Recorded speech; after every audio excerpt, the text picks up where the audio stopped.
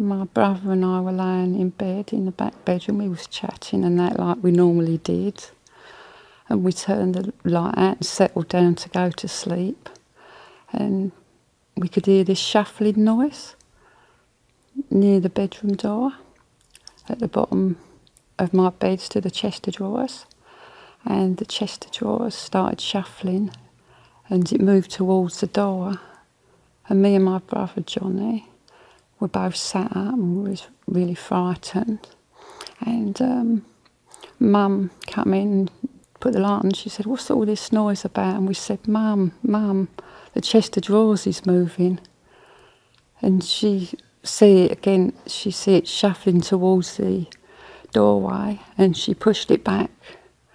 And then it started to shuffle out again and she couldn't push it back. There was levitation, there was the voices, and then there was like incidents that happened to me that were like the curtain which wrapped itself around my neck, which was quite life-threatening for me. And it brought it home to me that this could kill you. I feel that it became to use me, maybe because it was drawn off of my energy, maybe. I mean, I often think, why me? To sum it all up, to weigh it up all in one, I was used and abused. When Ed and Lorraine came to the house, to me it felt like some sort of comfort had arrived for the first time. In the respect that they come to try and help us. And it didn't feel like that when anyone else visited. They just seemed to visit to see what was going on and to witness something that was happening. But Ed and Lorraine, you felt warm and comforted, but they were there to try and find out what it was and how they could help you.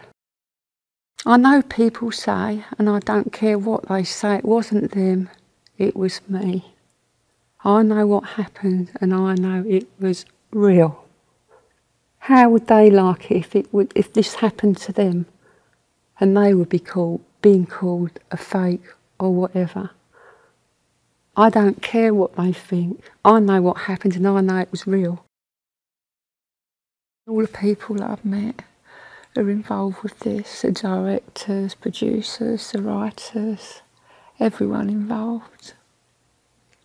I value them very much and I'm very grateful for giving us the chance to tell our true story.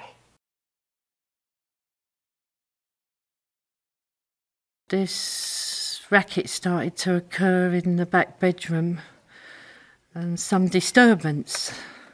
And my mum came into the room and she said to my brother and sister, or brothers, "Johnny and Janet, pack it up and sleep. You've got to get up in the morning.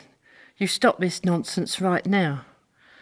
And then she went into the room, and the significant thing that we first found was the chest of drawers near the wall and the door had slid into sort of the doorway. And Mum was scared and she tried to find an explanation and she couldn't. They said to us all stand in the middle of the living room, like we were previously when this had started, and there was faint knocks and things, and they looked, and there was this baby's chair in the corner, like a high chair that had been dismantled into a small chair. I suppose it had sort of shot forward about a metre in front of them on its own.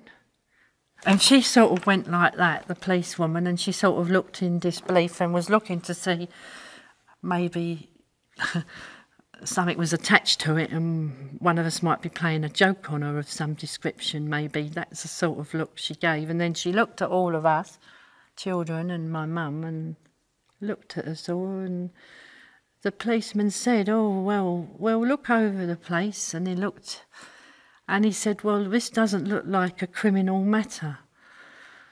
Like, we can't really help you." Graham Morris was a newspaper photographer and working for the Daily Mirror, and they sent him along to try and get some footage of what we was having in the home and the experiences of this knocking and things moving about and shuffling about and sliding about and stuff moving, and see if he can get anything on camera.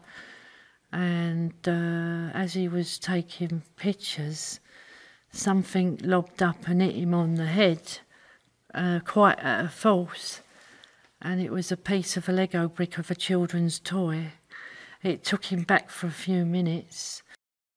He was all in a terrible state, very scared and tired of it, and it got worse as the time went on. We got more exhausted with it and tired, and then when we went to school, it actually got out into the neighbourhood that there was something strange going on in our house.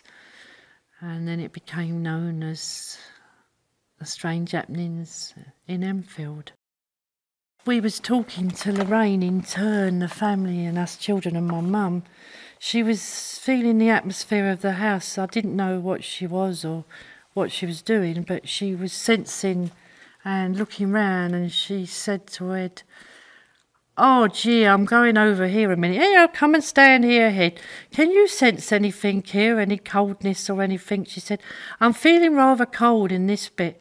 She said, "There's definitely something in this house."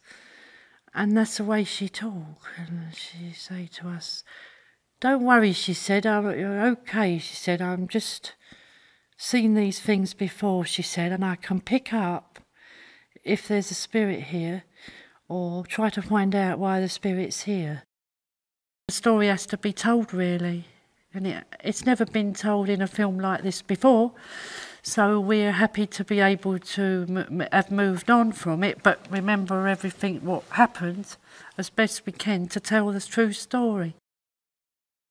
Independence Day Resurgence has been given a $200 million budget, $125 million more than Independence Day 1, which had a $75 million budget and had a box office result of more than $800 million, making it the highest grossing movie of 1996. Click here for more cool videos. Thanks for watching.